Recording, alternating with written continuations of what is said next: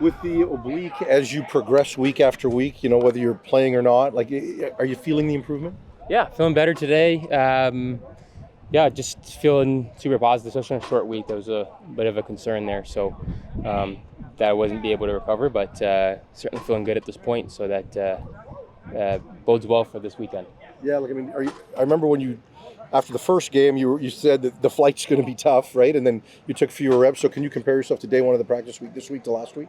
Yeah, feeling better. I mean, last week I had to take myself out, so obviously I was able to take advantage of the days off, and feeling better today. Seems that in the last game, especially between the quick game and the RPO game, you got the ball out of your hands really fast.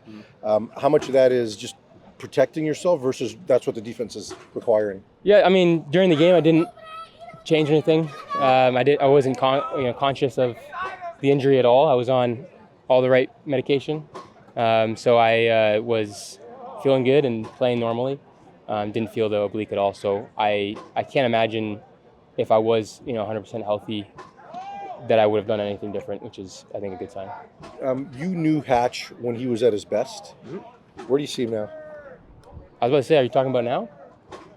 But that's my point, right? Like, I know that last year was coming off the injury. Like, is this as good as you've ever seen him? Yeah, I think he's playing really, really well. I think he's got, obviously, is he leading the league in targets and yards? What is he leading in? Kenny's having a fantastic year. Yeah, I think he's doing really well, and I'm just happy that it's showing up in the stats. Like we try to get him the ball as much as possible. I got a tremendous amount of trust in him to be in the right spots, to come down with it, to be physical, and we're going to be relying on him again this weekend against a really good secondary.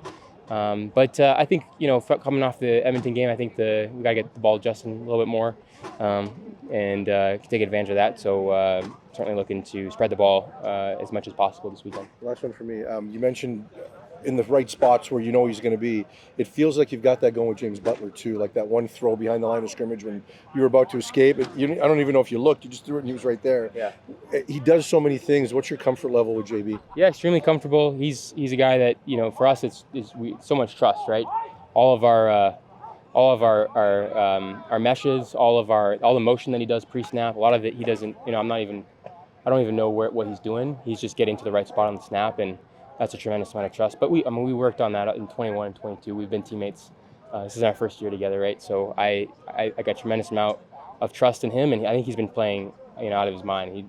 He's playing better than I think he did in 22. I think just in terms of running the ball, like we're giving him the ball, and we only had one running back dressed too, and he was a workhorse for us. So that was it's been great to see, and a lot of the times I'm just watching. I got the best seat in the house to watch him go to work, so that's been fun.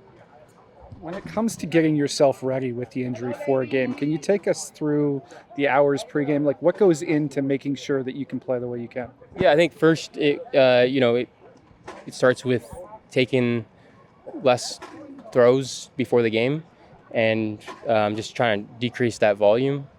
We do manual stuff before the game, before in the hotel. Do a longer warm up just to kind of get it going, longer activation stuff. Certain modalities that we're using. We're on some pain meds going in, just trying to take it really slow when it comes to the throwing, and just to kind of leave it all out there for the game. And then once the game starts, I'm not really thinking too much about it. I just want to go out there and play. So we do all that prep just to make sure we're in the right headspace. A lot has been made the last couple weeks about how well you're seeing the field, how quickly you're making decisions. That's always been a strength of yours, but it seems like even more so the last couple of weeks. What's changed since last year? What's allowed you to see it so well? Not a ton, honestly. I think mentally, I think that there's a certain mindset that I have to be in, certain confidence, certain level of trust with the system, with the guys that are up there that I'm playing with. That I think that when everything's right, I think that you're able to now have a little bit more poise, be able to see and trust what you're doing. I think that was the biggest thing. I think it was a lack of trust in myself and maybe even just the situation. And so I think now I have a lot more confidence and a lot more trust. And I think when you can do that, you just play very decisive. And I think that's what's been showing up. So obviously the good thing is that there's still lots of room for improvement. So looking to build on that this week. We know this offseason your brother got drafted by the Riders. Obviously, he's focused on the NFL and the 49ers right now. But is there any Rider pride there yet with him? Is there any trash talk this week? There hasn't been any trash talk. He has not let me know his status this week. But last time I heard he's still in getting ready for training camp with the Niners. What about the Riders? Calgary had a lot of success with them in the last game. What do you see there for a defense that's been pretty good most of the year? Yeah, they're very good. They're very good defense. We're expecting a lot of physicality from them. Don't really have a weak spot. They're multiple up front. They got some very good players. They give you a lot of different looks in the back end.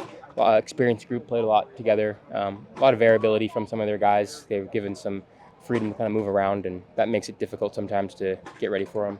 A lot of respect for them. They are very well coached. I think Corey Mace does a really good job with timing up the pressures and giving offenses things to think about. So it's going to be a tough task, but we're up for the challenge.